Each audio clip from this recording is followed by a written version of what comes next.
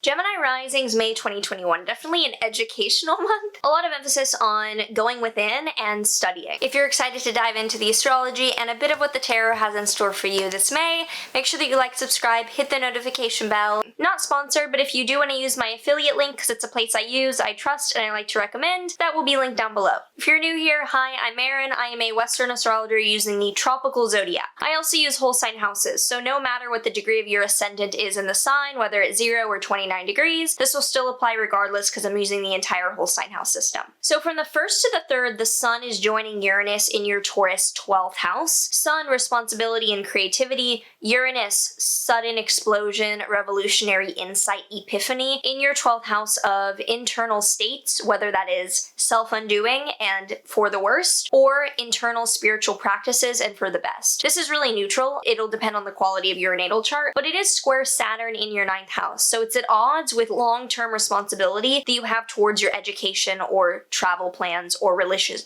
belief system. This could honestly be a kind of taking the red pill and waking up to either a path or a large-scale travel plan that you're suddenly like, no, that is feeding into a cycle that is unhealthy, I need out. That's kind of the vibe here. On the 8th, Venus in your Taurus 12th house, so value, actually good, harmonious things coming to you through being alone and meditating are now getting help from your 9th house of philosophy, religion, travel, education. I think now you've had an epiphany of what you can take from value from this path and actually use. I'm thinking of how, like, not me personally, but I had people that grew up with me in Christian school, they rebelled, and then now they don't necessarily ascribe to Christianity, but they take the teachings and the metaphors and they can use them for good use in their own decision making. So it's kind of like this equilibrium of feeling good within yourself from what you can take of value, you know? Take what you need and leave the rest. That's kind of the saying I'm thinking of here. On the 11th, there's then a new moon in your Taurus 12th house, a new beginning around internal spiritual or private practices that you need to take care of. There is an amount of holding ourselves accountable and serious here, so I wonder if there was a coping mechanism or a dependency, either literally or more psychologically, on something that you're now like, that does not honor my mental health. I'm really starting from scratch here. On the 21st through the 24th, Mercury will be in your 1st house, so you're communicating really clearly, as Gemini is ruled by Mercury, it's in your 1st, but it's square Neptune. You are not communicating very clearly with your boss or at work, and they might be deceiving you, so be careful about words that you're letting slip by between a boss or an authority figure, that they might be taking advantage or taking you out of context. Just be careful. On the 26th, there's a lunar eclipse in your Sagittarius 7th house. Big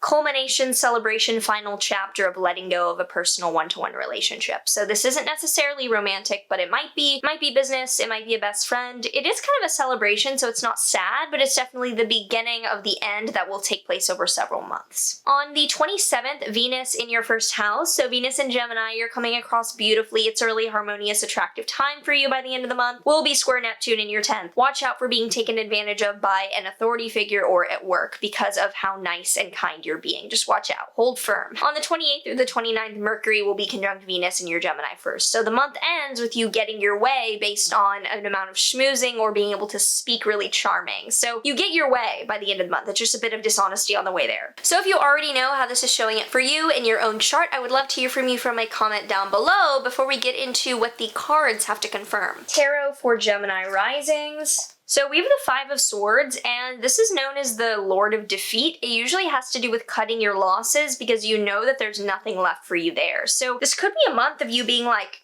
yeah, I'm out of this and I'm starting anew and I'm gonna get my way. The Amio card, so the astrology card we have here is conjunction, support, fusion, union, focus. I'm thinking of the Mercury-Venus conjunction in your 1st by the end of the month. Like, how can you fuse what you want and the authenticity of what you really want underneath that to conjoin, like alignment, no more fragmentation. So aligning instead of having cognitive dissonance, like starting the month, fixing the inside so that by the end of the month, you are so taken and like so aligned on the outside. So if you enjoyed this, I do have my membership community below for exclusive content, early access to different offerings, and a really amazing community of like-minded astrology enthusiasts. We meet every new and full moon for really chats around that season to discuss and bring on healers and professionals in the field. And check out Swan Bitcoin down below if you're interested in getting it in a safe, recurring dollar cost averaging way. I highly recommend and encourage you to use Swan. But otherwise, let me know any thoughts you have that have come up. Let me know anything that you're looking forward to in the month ahead, and I will see you in the next one. Take care. Yeah.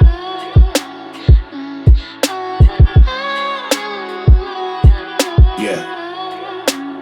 You must be blinded by the lights. We came to shine here. Watch it look daytime in the night.